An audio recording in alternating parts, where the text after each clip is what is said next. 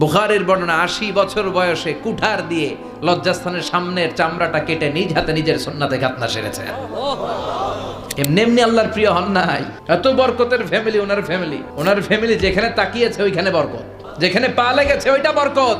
যেই মাটিতে হাত দিয়েছে মাটিটারে সোনা বানিয়ে দিয়েছে কে?